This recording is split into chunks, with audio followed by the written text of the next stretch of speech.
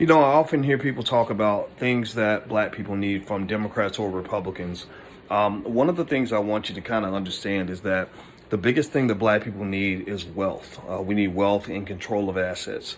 The reason I say that is because when you hear a lot of our politicians speak, they say, well, we're going to give you better schools.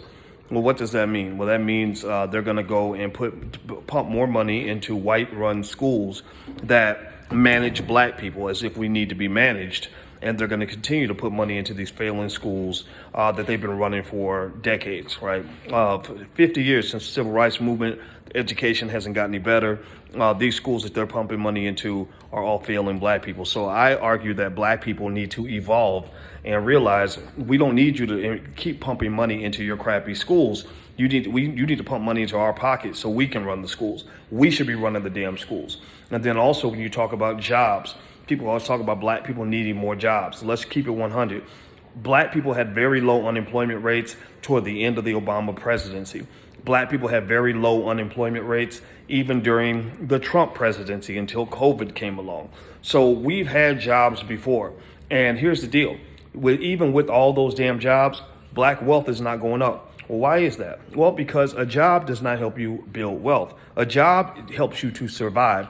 That is the difference between powernomics and strugglenomics. Strugglenomics is where somebody says, I'm going to own the company, but I'll give you a job so you can have enough money to live a little bit better than a sharecropper. You don't own nothing, but you have your income as long as I decide you have an income, because when I take your income away, you're going to be screwed. Wealth means that you got assets. Wealth means you own property. Wealth means that you own the company. Wealth means that you own real estate. Wealth means that you are good. Wealth means that you're not just getting by, you're actually prospering and moving forward. So think about this. In 1967, right during the civil rights movement, right when we were getting all these so-called rights, the difference in income and wealth between whites and blacks was gigantic, massive, huge. Do you know that in 50 years of all this so-called civil rights, all these so-called advances, all this wonderful democratic rule, all this voting, y'all, all this, everything else that we claim to have led to all this progress, we are still exactly where we were in 1967 when it comes to wealth and education. We are pretty much where we were back then. In some areas, we are worse off. Our families are worse off. Our communities, many of our communities are worse off.